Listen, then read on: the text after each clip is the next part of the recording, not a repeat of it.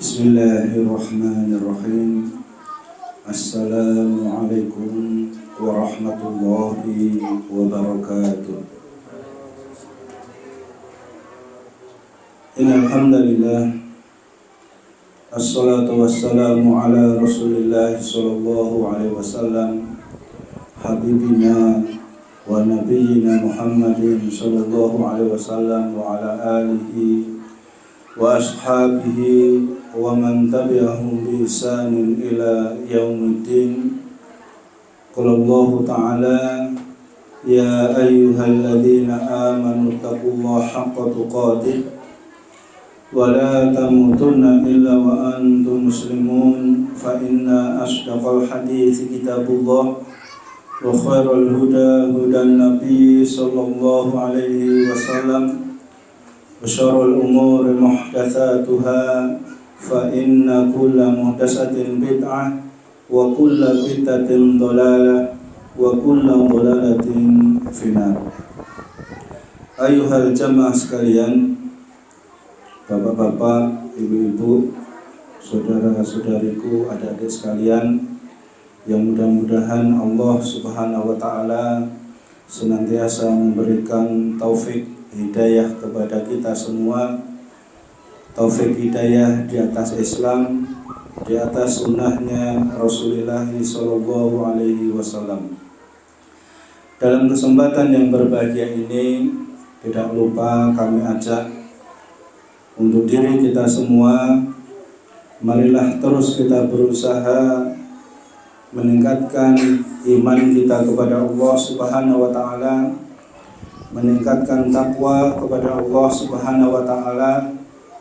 Kita berusaha semampu kita memperbanyak ibadah-ibadah, memperbanyak amalan-amalan kebaikan, dan mudah-mudahan itu semua bisa kita ikhlaskan lillahi ta'ala, dan mudah-mudahan Allah Subhanahu wa ta'ala menerima apa yang menjadi ibadah dari kita semuanya. Amin ya rabbal alamin. Jamaah sekalian yang dirahmati Allah Subhanahu wa taala, dan dalam kesempatan yang berbahagia ini insyaallah taala kita akan mengkaji bersama-sama, belajar bersama-sama tentang masalah sholat, yaitu mayukrahu fi'luhu fis sholah, tentang perkara-perkara yang dimakruhkan, yang dibenci ketika kita melakukan sholat, perkara-perkara yang sebisa mungkin kita hindari, jangan sampai kita lakukan ketika kita melakukan sholat. Jadi ini adalah sebagai nasihat untuk kita semua yang melakukan sholat. Berarti kalau kita tidak melakukan sholat, ora dirungokke ora apa-apa ini. Karena nasihat ini adalah untuk kita semua yang sudah melakukan sholat, ya, untuk kita semua yang sudah melakukan sholat.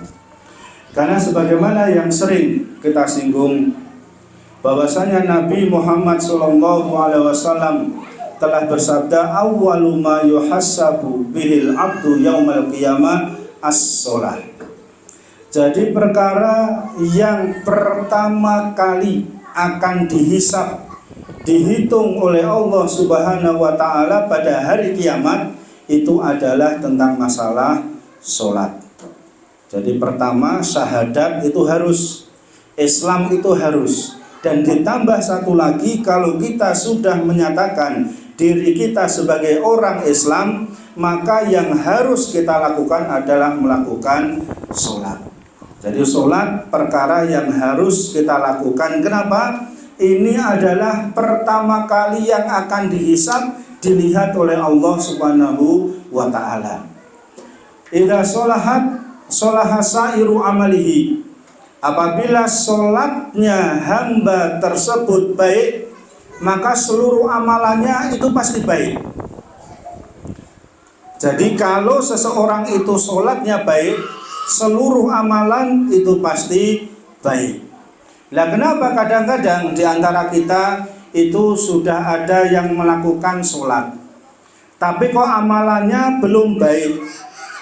Kadang atau malah sering melakukan maksiat-maksiat kepada Allah Subhanahu wa taala, padahal dia melakukan sholat. Berarti dari hadis ini menunjukkan sholatnya pasti belum baik. Entah terlalu cepat, tidak ada khusyuknya, tidak ada tumak ninahnya. Yang penting sholat sekedar menggugurkan kewajiban saja. Tidak ada roh, tidak ada makna dalam sholat yang dia lakukan, sehingga amalannya keseharian masih banyak bermaksiat kepada Allah Subhanahu wa ta'ala. Wa idza fasada sairu amalihi, kata Nabi sallallahu alaihi wasallam, kalau sholatnya itu jelek, maka jelek seluruh amalan dia.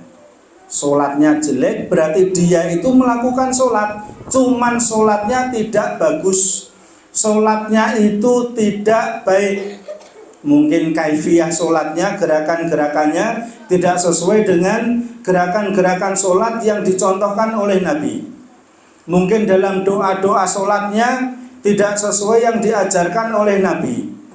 Kekhusyukannya tidak ada. Sholat hanya sekedar menggugurkan kewajiban saja. Berarti sholatnya ini jelek. Maka kita perbaiki semua, jamaah yang dimuliakan Allah Subhanahu wa ta'ala. Jadi kalau kita jarang melakukan sholat, maka sholat harus kita lakukan, kita penuhkan. Sholat kita masih bolong-bolong, jangan sampai bolong-bolong lagi. Kemudian kalau kita sholatnya sudah tidak bolong-bolong, kita tingkatkan kualitas sholat kita. Karena ini adalah amal pertama kali yang akan dihisab, dilihat oleh Allah Subhanahu wa ta'ala. Maka dilihat di sini bahwasanya perkara-perkara yang dijauhi, yang seharusnya dijauhi seseorang yang melakukan sholat. Sehingga nanti insya Allah kalau perkara-perkara ini tidak dilakukan ketika kita melakukan sholat, sholat kita insya Allah menjadi sholat yang baik. Pertama, al-abasu bithaubi au bil badani li ghairil hajah. Main-main dengan pakaian atau dengan anggota badan tanpa ada hajat, tanpa ada kebutuhan. Sebagaimana sabda Nabi sallallahu alaihi wasallam, fi rajuli yusawi turaba, terhadap seseorang yang dia itu meratakan tanah yang akan dipakai sujud, yaitu haitsu yasjudu, ketika dia akan sujud. Karena di zaman Nabi, di Masjid Nabawi ketika itu belum ada keramiknya, belum ada tikernya, belum ada karpetnya, sehingga bawahannya itu adalah pasir saja, pasir dan kerikil. Maka ketika Nabi melihat seseorang yang meratakan pasir yang dia akan sujud di situ, in kunta fa'ilan fawahidatun, kalau engkau ingin mengusap, meratakan pasir yang ada di depanmu untuk kamu sujud di situ, maka ratakan sekali saja, seret, sekali saja, jangan sampai dikosek-kosek sampai sekian kali. Maka ini termasuk perbuatan yang makruh kalau kita banyak gerakan. Nah, ya, jadi ketika kita lihat biasanya mas-mas atau mbak-mbak yang masih remaja atau anak-anak itu kalau sholat itu masih ada sekian yang bermain-main dengan bajunya. Jadi bajunya dipegang-pegang, kemudian dilurus-luruskan bajunya, padahal dia sudah takbiratul ihram, Allahu Akbar. Ya, kemudian pecinya sudah dipakai gini, dicopot, dipakai lagi, padahal sudah takbiratul ihram, dia sudah Allahu Akbar, pecinya copot, pakai lagi. Berarti ini perbuatan yang makruh. Ya, kemudian kerahnya digini-ginikan. Kemudian dia bajunya ditarik-tarik misalnya, sarung sudah bagus tempatnya masih digulung-gulung lagi. Ini perbuatan abas, yaitu perbuatan yang sia-sia. Atau dia bermain-main dengan badan dia, ya sudah takbir Allahu Akbar, dia masih lihat kukunya gini, ya, atau dia masih gini-gini, atau dia punya kebiasaan gini-gini, atau tangannya diceklok-ceklokkan. Ada yang gitu? Ada enggak? Khusus semua di sini, khusus KB ini, ya. Nah, sebagian anak-anak biasanya seperti itu. Kadang anak yang tua-tua juga masih seperti itu, ya anak-anak umur 50 tahun, umur 40 tahun, 30 tahun, itu kadang-kadang juga masih main-main ketika dia melakukan sholat. Jadi ketika sudah takbiratul ihram, Allahu Akbar, sudah tenang. Jangan main-main baju lagi, jangan main-main anggota badan lagi, karena ini perbuatan yang dilarang oleh Nabi Muhammad Sallallahu Alaihi Wasallam. Kemudian yang nomor 2, al-ikhtisar wa huwa ayadu al-musalli yadau ala khatiratihi. Ikhtisar yaitu menaruh tangannya di pinggang. Tapi kalau di kita kayaknya nggak ada ini. Sholat kok berkaca pinggang alias metenteng, nggak ada ya di sini ya. Mungkin kalau di Arab ada sehingga ditulis kitab ini. Kalau di kita mungkin nggak ada. Ini termasuk dilarang oleh Nabi Muhammad SAW. Termasuk makruh yang nomor 3 adalah raf'ul basari ilas samai. Sholat tapi matanya lihat ke atas. Jadi sesuai dengan sunnahnya Nabi Muhammad SAW, kalau sudah takbiratul ihram Allahu Akbar, pandangan itu lihat ke tempat sujud. Tapi terkadang takbiratul Allahu Akbar itu masih lihat ke atas. Ini omah tawon misalnya. Atasnya ada laba-laba, ada ini. Nah, maka ini adalah termasuk dilarang oleh Nabi Muhammad SAW. Bahkan diancam oleh Nabi, au la tuhtafanna absaruhum.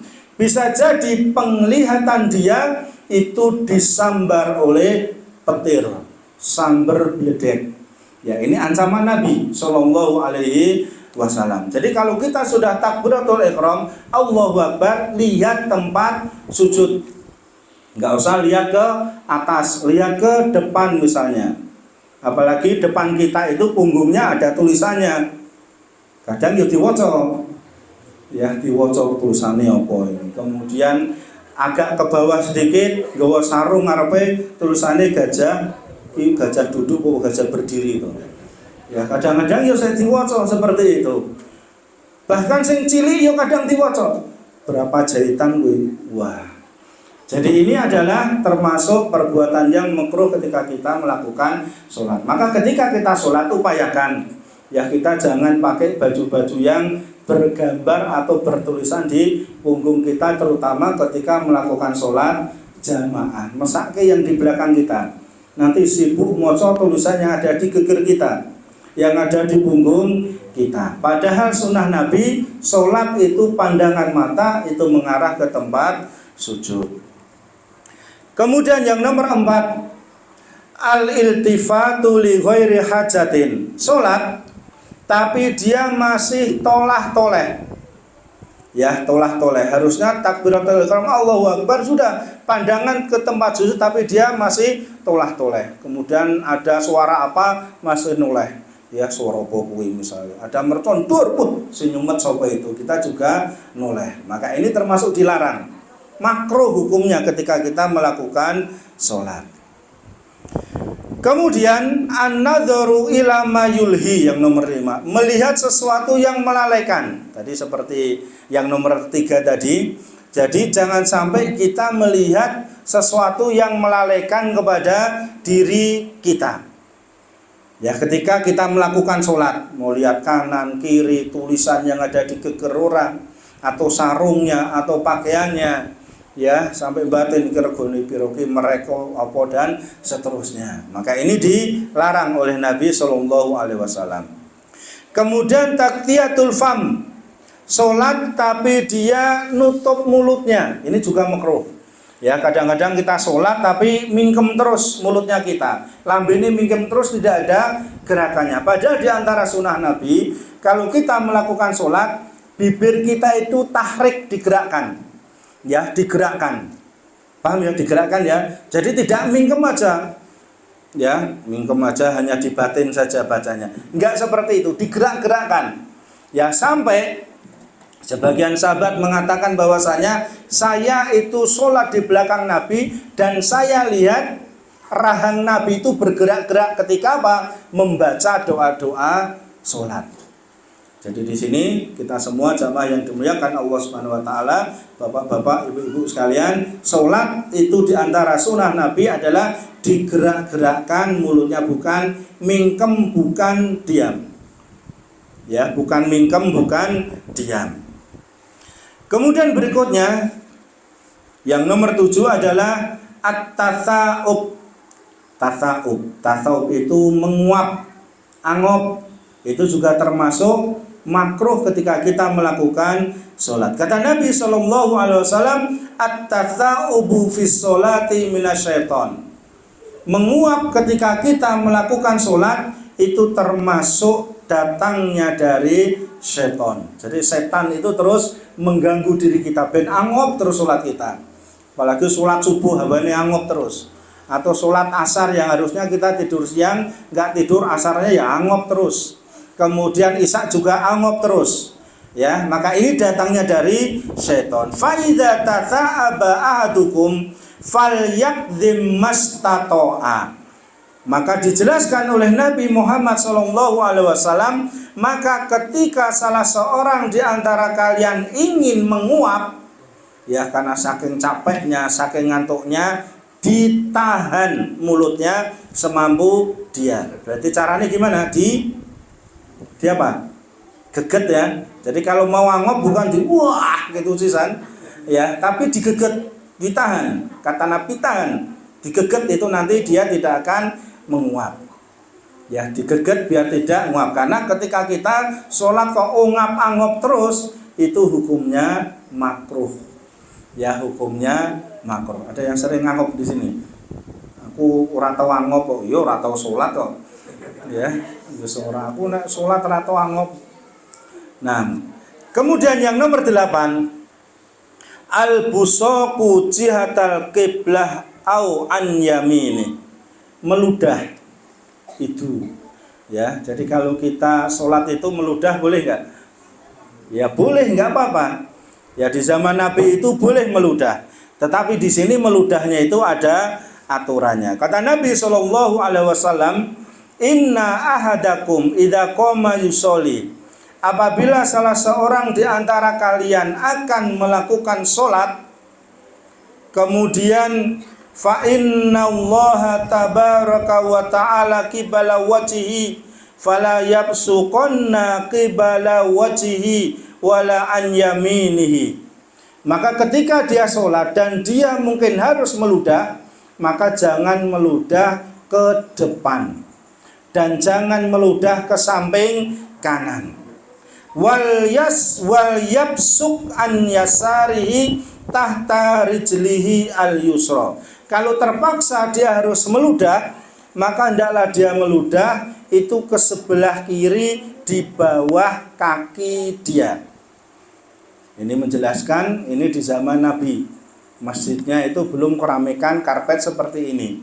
Jadi mungkin ketika pas gerok atau masuk angin, ya dahaknya banyak, dia harus meludah, ya silahkan, tapi nggak boleh juk ke depan, itu nggak boleh. Ya, apalagi itu menghadap ke arah kiblat. Kata Nabi SAW dalam hadis yang lain dijelaskan, barang siapa yang dia meludah ke arah kiblat, meludah ke arah kiblat, maka ludah itu akan ditaruh di antara dua matanya di hari kiamat. Jadi kalau kita mau arep itu juga dipikir dulu kiblatnya ngendi. Oh, kiblatnya ngarep berarti kita ke arah kiri. Ya, jangan langsung main meludah saja. Meludah pun dalam Islam itu ada aturannya, ada hukumnya. Di sholat pun boleh, silakan ketika mau meludah. Oh, berarti nek mushola wates untuk itu sholatnya. Yo mesake sing ngepel. Ya, boleh itu tidak mesti harus dilakukan. Sesuatu yang boleh itu tidak mesti harus dilakukan. Lihat maslahat sama madorotnya. Jadi intinya terpaksa meludah, mungkin kita pakai sapu tangan, tisu, ya. Meludah itu jangan ke depan, jangan ke sebelah kanan, tapi sebelah kiri. Kalau seandainya ludah itu harus dikeluarkan, maka di bawah kaki dia. Ini yang dijelaskan oleh Nabi Muhammad SAW. Kemudian kafu sya'ri wa thawb. Termasuk perbuatan yang makruh lagi, yang seharusnya dijauhi oleh kita ketika kita melakukan sholat adalah dengan mengucir rambut. Mengucir rambut, mungkin kita rambutnya panjang, mas-mas yang rambutnya panjang, itu ketika sholat dikucir itu hukumnya adalah makruh. Kata Nabi Muhammad SAW, umirtu an asjuda ala sab'atin la akufu sya'ron wala thauban. Saya diperintahkan untuk sujud di atas 7 anggota badan. Sujud kita itu harus di atas 7 anggota badan kita, 7 tulang, batuk sama hidung, itu satu paket. Kemudian 2 tapak tangan, kemudian 2 dengkul kita, dan 2 jempol kaki kita atau jari-jari kita. Jadi 7 itu harus nempel. Kalau kita sampai sujud, batuknya nempel tapi hidungnya tidak, kecuali irungnya pesek ya, itu lain lagi. Ya memang ditempel-tempel ke reso nempel saking cilik irungnya. Tapi kalau hidung kita kan insya Allah masih normal, itu tidak ada masalah. Tapi sebisa mungkin tempelkan ya dahi kita, batuk kita dengan lantai, kemudian hidung kita dengan lantai. Itu harus nempel. Kemudian aku tidak boleh mengikat rambut dan tidak boleh melipat pakaian, kata Nabi Shallallahu Alaihi Wasallam. Jadi kalau kita rambutnya agak panjang misalnya, kemudian ketika mau sujud, berarti kan nutupi, ya sudah biarin nutupi saja, karena dikucir itu tidak dibolehkan oleh Nabi Shallallahu Alaihi Wasallam ketika kita melakukan sholat. Nah kalau wanita bagaimana? Boleh nggak mengucir rambut dia? Ya kalau wanita, rambut itu adalah aurat ketika dia melakukan sholat. Jadi rambut jangan sampai keluar dari jilbab dia, rambut jangan sampai keluar dari mukena dia. Berarti dikucir itu diperbolehkan khusus untuk wanita. Tapi kalau laki-laki makruh mengucir rambut. Kemudian yang nomor 11, taqdimu rukbataihi ala yadai fis sujud. Mendahulukan dua lutut dia di atas kedua tangan dia ketika sujud. Kali ini memang ada perbedaan pendapat dari para ulama menjelaskan bahwasanya sebagian mengatakan bahwasanya untuk sujud itu boleh dengkulnya dulu. Jadi ketika kita i'tidal, sami Allah liman hamidah, kemudian kita dari i'tidal mau sujud, Allahu Akbar, dengkulnya dulu boleh, silahkan. Atau semisal hadis lain menjelaskan telapak tangan dulu boleh, silahkan. Yang enggak boleh adalah batuknya dulu. Wah ini yang enggak boleh. Mentang-mentang dia ikut bela diri, sujud langsung batuknya dulu, tanpa tangannya dulu, tanpa dengkulnya dulu. Maka ini yang enggak boleh. Jadi boleh silahkan tangan dulu boleh, tapi banyak hadis yang menjelaskan tangan lebih dulu. Ya, hadis-hadis menjelaskan tangan lebih dulu, bukan lutut lebih dulu. Kalau batuknya tadi nggak boleh ya, batuk dulu nggak boleh. Kemudian yang nomor 12, bastul yadaini fis sujud, merenggangkan kedua tapak tangan ketika sujud. Terutama adalah inbisatul kalbi, seperti merenggangkan kedua tangannya anjing. Jadi anjing itu kalau duduk itu kan kedua lengannya direnggangkan tapi sikunya itu nempel. Nah maka ketika kita melakukan sujud itu maka yang nempel adalah kedua tapak tangan kita saja, sikutnya jangan sampai nempel ke lantai. Paham ini ya? Kalau siku kita nempel ke lantai berarti seperti duduknya anjing. Ya diangkat sikunya diangkat, jangan ditempelkan. Karena kalau ditempelkan itu seperti duduknya anjing, dihindari. Kemudian yang nomor 13, as-sholatu bihadrati to'am wa huwa yudafil akhbasaini. Sholat dimakruhkan kita melakukan sholat ketika hidangan itu sudah disediakan. Jadi misalnya sudah dimasakkan istrinya atau ibunya, lagi ke mobil, kemudian adzan misalnya, ya maka kita dahulukan untuk makan terlebih dahulu. Ya, makan terlebih dahulu. Kemudian dijelaskan oleh jumhur ulama, ini disesuaikan dengan perut kita. Dalam artian kalau kita memang keadaan sangat lapar, maka hendaklah makan dulu, walaupun sholat jamaah kita tertinggal, nggak ada masalah. Tapi kalau perut kita masih lumayan bisa ditahan, agak-agak kenyang, maka hendaklah kita sholat jamaah terlebih dahulu. Kemudian yang tidak boleh di sini adalah yudafiul akhbasaini, menahan dua hadas, yaitu menahan kencing, kemudian menahan berak. Maka ini adalah makruh kalau kita sholat dalam keadaan seperti ini. Jadi misalnya udah qomat, kita kebelet kencing, ya kencing dulu walaupun nanti sholatnya tertinggal. Kemudian kita mau berak, berak dulu. Sampai ketika di tengah sholat, kita mau kencing, kita mau berak, batalkan sholatnya. Kemudian kita kencing, kita berak. Dan sampai kita tahan ketika diri kita sholat, ya, sampai badan kita nahannya gerak-gerak terus, kakinya agak jinjat-jinjit karena menahan kencing, karena menahan berak, maka ini makruh. Ya, tinggalkan sholat, batalkan sholat, kemudian kita baru kencing, kemudian kita berak. Yang nomor 14, musabaqatul imam. Yang harus kita jauhi adalah mendahului imam. Ya, kita dulu pas cilik-cilik itu nek sholat isondisi imam itu bangga kita itu. Imamnya baru mau rukuk, kita udah rukuk dulu. Imamnya mau sujud, kita sudah sujud dulu. Imamnya belum salam, kita salam terlebih dahulu. Bangga kita. Ya, menang balapan dengan imam itu bangga. Tetapi di sini disalahkan oleh Nabi Muhammad SAW. Tidak boleh kita mendahului imam. Ya, dalam berdirinya, dalam rukuknya, dalam sujudnya, dalam salamnya, itu kita tidak boleh mendahului imam. Kata Nabi Muhammad SAW, "Amma yakhsha ahadukum idza rafa'a ra'sahu qabla al-imam." Saya khawatir salah seorang di antara kalian ketika mengangkat kepala dia sebelum kepalanya imam, ayat'alallahu ra'sahu ra'sa himarin. Bisa jadi kepalanya itu dirubah seperti kepala keledai. Au yaj'alullahu suratahu surata himarin, atau bentuk dia itu dirubah menjadi bentuk keledai.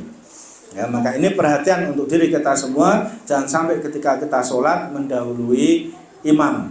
Ya, sampai ketika imam dari i'tidal, imam mau sujud, sudah biar sujud dulu. Sudah sujud, kemudian kita lanjutkan sujud. Kemudian imam takbir, duduk, kita ikut duduk. Sujud lagi, kita ikut sujud. Jangan sampai kita mendahului imam, karena ini hukumnya adalah makruh, tidak diperbolehkan. Jamaah yang dimuliakan Allah Subhanahu wa taala. Kemudian mayubahu fi'lu fis shalah.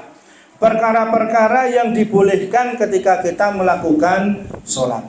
Jadi kalau kita sholat itu beberapa juga dibolehkan. Sebagaimana yang dijelaskan oleh Nabi Muhammad SAW. Karena kita melakukan sholat itu adalah menyesuaikan sifat sholat yang diajarkan Nabi Muhammad SAW kepada diri kita. Bukan kita ngarang-ngarang sendiri, kita bikin ajaran sendiri, enggak, ngikuti bagaimana sholatnya Nabi SAW. Kata Nabi, "Shollu kama ra'aitumuni usolli." Sholatlah kalian sebagaimana kalian melihat aku melakukan sholat. Jadi kita sholat enggak boleh ngarang sendiri, enggak boleh. Nah, perkara-perkara yang dibolehkan ketika kita melakukan sholat, al-masyu lil hajah, jalan. Ya, sholat kita jalan karena memang ada hajat, maka ini diperbolehkan. Karena Nabi SAW pernah melakukan seperti ini.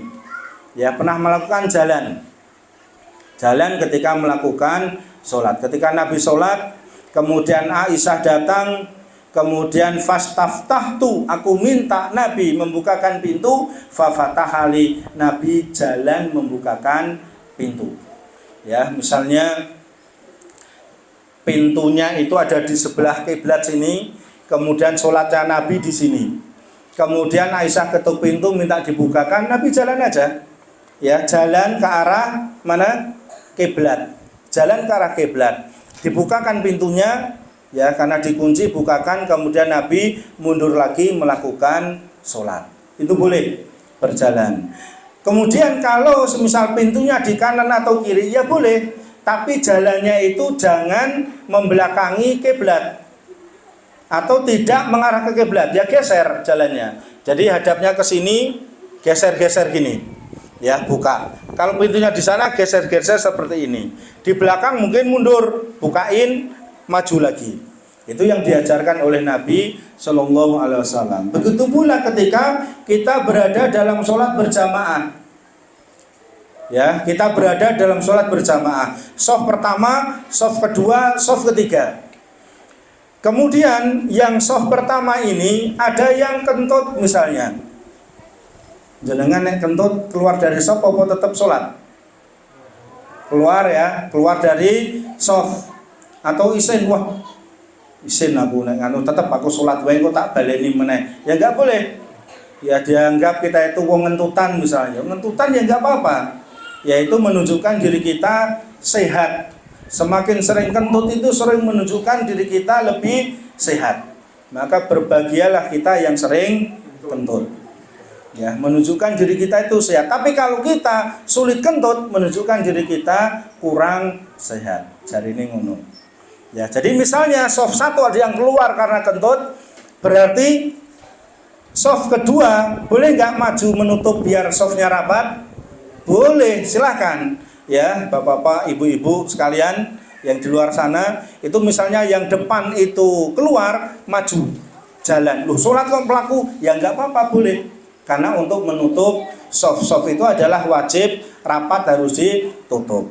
Kalau belakangnya nggak ada, hanya satu shaf saja, kemudian yang tengah kentut keluar, berarti yang sebelahnya boleh nggak geser?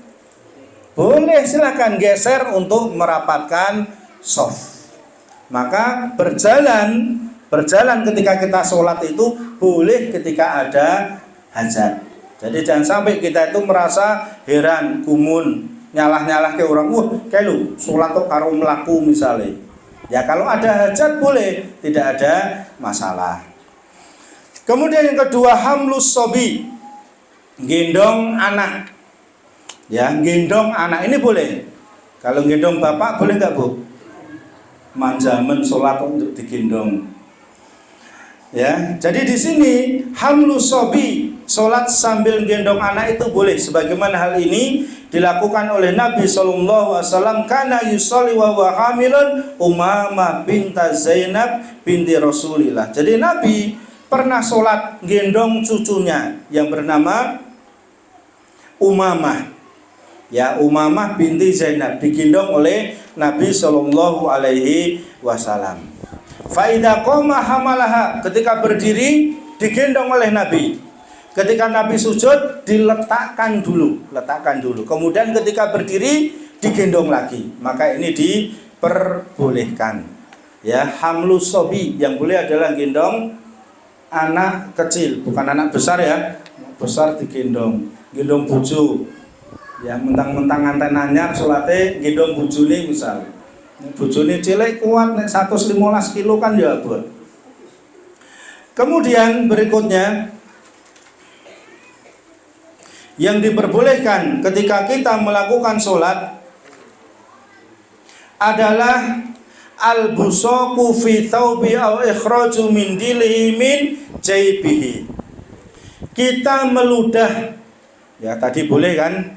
Jadi meludah itu boleh ketika melakukan sholat di baju misalnya, ya karena bersin kemudian keluar ini batuk, daripada ngecer kemana-mana ke kerudungnya, ke mukena, ke baju itu boleh.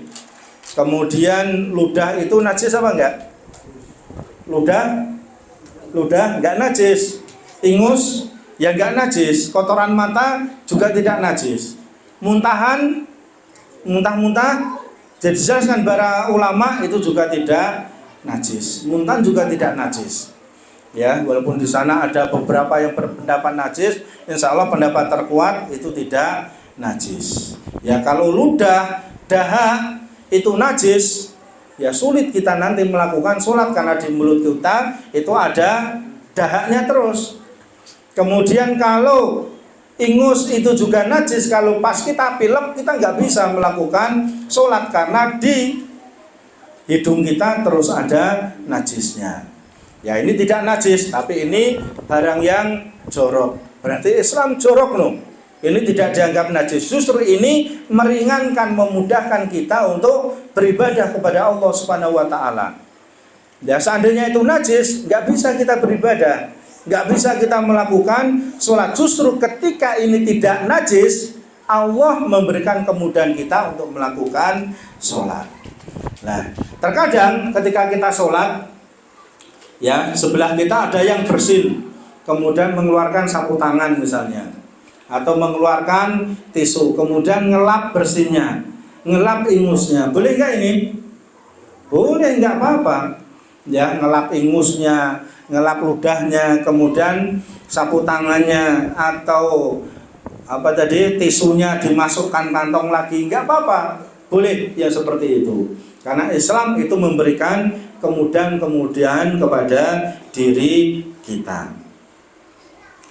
Kemudian yang diperbolehkan lagi adalah al-fathu alal imam, membenarkan imam ketika salah. Jadi misalnya ada imam ya baca surat Al-Kafirun nggak selesai misalnya.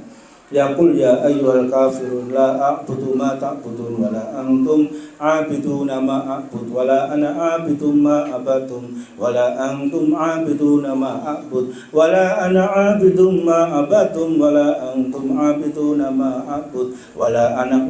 Rambungnya kapan yang seperti itu? Kita kan pegel, rambungnya kapan? Dibetulkan dari belakang. Ya, kadang kan imam itu muter-muter terus karena mungkin dia pas banyak pikiran, banyak utangnya, banyak pikirannya, berarti seneni bojone ning omah ngimami kan buyar hafalannya. Kadang Al-Fatihah saja dia lupa, apalagi surat-surat yang lain. Al-Kafirun muter-muter terus dia. Maka dari belakang boleh untuk mengingatkan, membenarkan imam, itu boleh. Kemudian yang boleh lagi adalah muqatalatu man aradal murur baina yadal musolli, mencegah orang yang lewat di depan orang yang sholat. Jadi kalau kita sholat sendirian, kemudian ada orang yang lewat di hadapan kita, ditahan, ya ditahan, biar dia tidak lewat di depan kita. Maksud agak dikencengi tangan kita, karena nggak boleh kita melewat di depan orang yang sholat, ditahan, ya ditahan. Tapi kadang ketika ada sholat, kita sholat, ada orang lewat, ya di hadapan kita dari kanan, kemudian dia mau lewat di hadapan kita, kemudian kita tahan gini. Kalau dia nggak paham malah apa? Dikira kita ngajak salaman, gini malah diajak salaman itu. Karena itu pernah terjadi seperti itu. Ya ditahan aja, karena nggak boleh lewat di depan orang yang sholat. Kecuali sholat jamaah. Kalau sholat jamaah itu boleh lewat di depan-depannya, itu boleh. Kecuali di depan imam itu yang tidak diperbolehkan. Makanya dalam agama Islam itu mengajarkan, jadi Nabi mengajarkan agar kita sholat itu menghadap kepada sutroh. Jadi sutroh itu pembatas. Jadi kalau kita sholat tahiyatul masjid, sholat sendiri itu hendaklah dekat dengan tembok misalnya, sehingga ketika ada orang mau lewat di depan kita, ditahan, ya ditahan. Tapi kalau kita sholatnya di tengah seperti ini, ya orang akan banyak lalu lalang, itu akan mengganggu sholat kita. Maka kita menghadap kepada sutroh, jadi kepada tembok, atau mungkin ada tiang misalnya, berarti kita sholat di belakang tiang. Itu yang dianjurkan oleh Nabi Muhammad SAW. Dan dijelaskan di sini, idza shalla ahadukum ila syai'in yasturuhu minan nas, apabila salah seorang di antara kalian akan melakukan sholat, hendaklah menghadap sesuatu yang menahan diri dari manusia. Ya, menahan diri dari manusia. Ini kan musola kecil ya. Mungkin kalau masjid besar itu lain lagi. Kadang orang sholat itu mau sholat, dia menaruh topi dia pakai topi taruh di depan. Itu belum dinamakan sutroh, karena itu mudah ya, mudah hilang, mudah diambil orang. Apalagi taruh sutroh di situ itu berupa HP misalnya. Kita rukuk, kita sujud, bangun dari sujud, HP ini hilang ya bisa jadi. Apalagi dompet taruh di depan, dompetnya kuandel, sini 2.000 tok padahal. Ya, tapi kan kita kandel dompet itu bisa diambil orang. Maka sutroh itu tiang, ya, atau mungkin tembok, atau mungkin benda apa, kayu atau meja atau yang lainnya, sehingga orang itu tidak bisa lewat di hadapan kita. Kalau lewat itu kita tahan, nahannya pakai tangan ya. Kalau pakai kaki boleh enggak? Sikile diangkat ya, koyo palang ya enggak boleh ya, pakai tangan saja nahannya, tidak pakai kaki. Karena pernah kita lihat orang itu malangi pakai kaki, dia cah cilik seliwar gitu, dia sholat kaki dia diangkat cus seperti itu. Yaitu nek ditabrak anak kecil tersebut, anak salto, ada apa-apa malah repot. Itu jadi pakai tangan saja. Kemudian yang berikutnya al-buka, menangis ketika sholat. Ya, menangis ketika sholat, maka ini diperbolehkan. Sebagaimana Nabi Shallallahu Alaihi Wasallam itu beliau sering menangis ketika melakukan sholat. Ya, kita menangis ini sedih tok, tapi nek sholat memang bagi kita itu mungkin sulit. Sholat kok sampai nangis itu kita sulit. Ya, tapi nek semisal sedih apa, kehilangan apa dan seterusnya, diri kita memang mudah untuk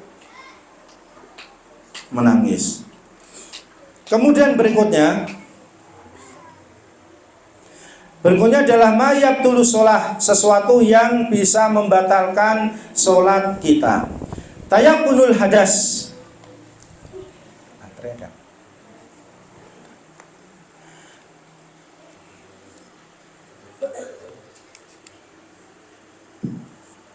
Tayakunul hadas, yakin sudah terjadi hadas.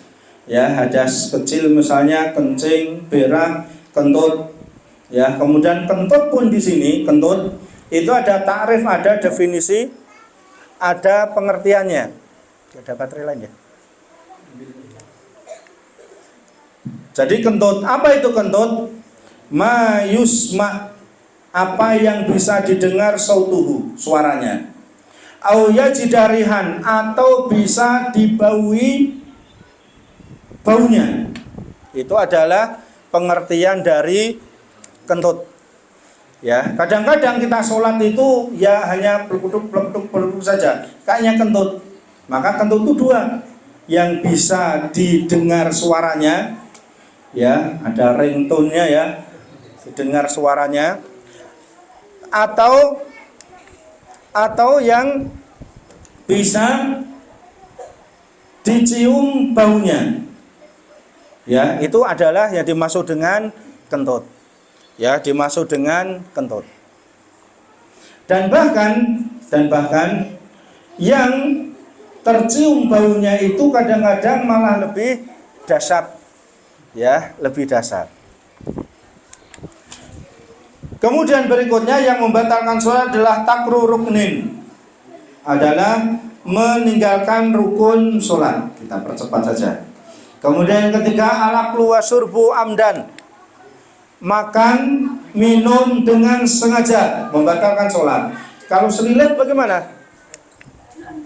Kita baru makan iwak selilit, dibuang apa dilek ketika sholat?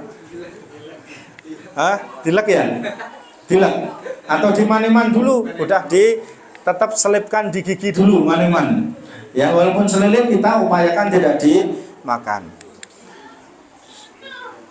Kemudian al-kalam amdan li ghairi maslahatin.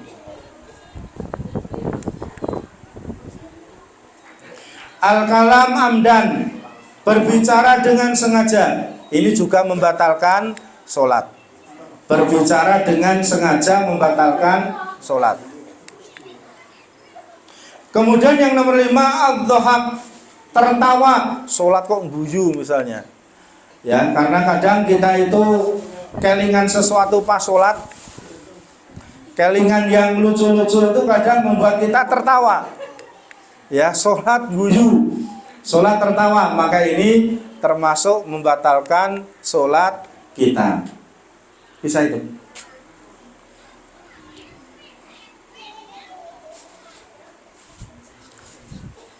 Ya, jadi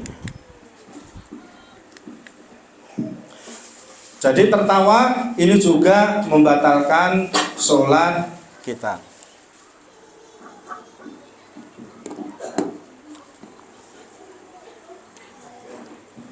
Ya, jadi kita ulangi lagi sedikit tadi. Yang nomor 3, al-aklu wasyurbu amdan, makan minum ketika sholat, maka ini membatalkan sholat.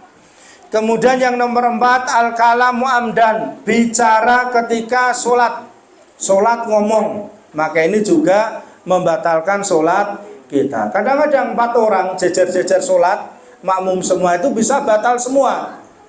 Ya, 4 orang jejer-jejer jadi makmum itu bisa batal semua sholatnya. Orang yang pertama ngentut, sudah batal kan dia. Yang sebelahnya dia ngomong sholat kok ngentut, batal. Ya, kemudian sebelahnya sholat kok ngomong, ya batal lagi dia. Yang keempat koyakulu meneng, ya ngomong juga dia. Ya, akhirnya keempatnya itu batal sholatnya. Berarti sholat itu tidak boleh berbicara apapun kecuali dalam bacaan sholat. Yang kelima adalah al-dhahik, adalah tertawa. Tadi kita singgung tadi, kadang-kadang kita sholat sudah berusaha khusyuk, kemudian kelingan yang lucu-lucu, ngakak dewe sholatnya, ya guyu dewe, wah batal sholatnya. Ya, kalau mesem ditahan, lucu, kelingan sing lucu, ya bareng delok film Dono Kasino Indro, ya lucu, ditahan. Ya kalau dia tidak tertawa, hanya mesem jajanan, itu tidak batal sholatnya. Tapi kalau sampai wah, batal dia sholatnya, karena dia sudah dohik atau dia sudah tertawa. Kemudian al-murur, al-mar'ah balighoh, kalau ada perempuan yang sudah balik lewat di hadapan dia. Jadi kita laki-laki sholat, istri kita lewat di hadapan kita, batal sholat kita. Anak kita yang sudah balik lewat di hadapan kita, batal sholat kita. Jadi kita sholat, yang lewat itu adalah wanita yang sudah balik, maka itu batal sholat kita. Jamaah yang dimuliakan Allah Subhanahu wa taala, jadi itu yang bisa kita sampaikan, bisa kita pelajari di malam hari ini tentang hal-hal yang terkait dengan sholat. Tadi yang pembahasan pertama tentang makruh sholat, berarti sesuatu yang hendaklah kita hindari, kita jauhkan ketika kita melakukan sholat. Kemudian yang kedua tentang mayubahu fis sholat, segala sesuatu yang dibolehkan kita lakukan ketika kita sedang melakukan sholat. Kemudian yang ketiga adalah apa yang membatalkan sholat kita. Mudah-mudahan dengan kita belajar ini, dan ini adalah berdasarkan dari apa yang disabdakan oleh Nabi SAW, itu bisa memperbaiki sholat kita. Sekali lagi kita ingatkan kepada jamaah sekalian, kepada kita juga, adalah jangan sampai kita meninggalkan sholat. Dimanapun kita berada, kapanpun adanya, apapun keadaan kita, sholat wajib kita lakukan. Jangan sampai ditinggalkan. Ibu-ibu pelesiran, PKK-an, piknik, Gunung Kidul, ya kemudian masuk waktu sholat lah, pisan-pisan ora sholat, bukan sholat malah, nggak boleh. Ya, pisan-pisan ora sholat itu nggak boleh. Tetap kita sholat. Kalau nggak bisa sholat pada waktunya, ketika kita safar ke Jogja, ke Semarang, ke Cirebon, ke Solo dan seterusnya, sholat itu bisa di jamak atau di qashar. Jadi sholat zuhur sama asar jadikan satu waktu. Boleh dilakukan di zuhurnya atau asarnya dengan hanya 2 rakaat saja. Ya misalnya kita supir travel ya, ngantar ke Pemalang, ke Cirebon misalnya, penumpangnya kebetulan rado sholat misalnya, kita punya kewajiban sholat, ya ketika istirahat sholat dijamak, tidak apa-apa, boleh. Ya maghrib sama isya juga boleh dijamak, tapi subuh sama zuhur nggak boleh dijamak. Ya subuhan itu lah waktu zuhur dijamak karo zuhur, maka ini tidak diperbolehkan. Mudah-mudahan kita semua senantiasa mendapatkan taufik hidayah dari Allah Subhanahu wa taala, taufik hidayah di atas sunnahnya Nabi Muhammad SAW, dan mudah-mudahan warga yang ada di sekitar kita juga mendapatkan taufik hidayah istiqomah dari Allah Subhanahu wa taala. Dan kita berdoa kepada Allah Subhanahu wa taala, mudah-mudahan daerah tempat yang kita tempati ini senantiasa mendapatkan berkah nikmat dari Allah Subhanahu wa taala, dijauhkan dari bala bencana dan musibah, amin amin ya rabbal alamin. Wallahu a'lam bishawab wa akhiru da'wana alhamdulillahirabbil alamin. Assalamualaikum warahmatullahi wabarakatuh.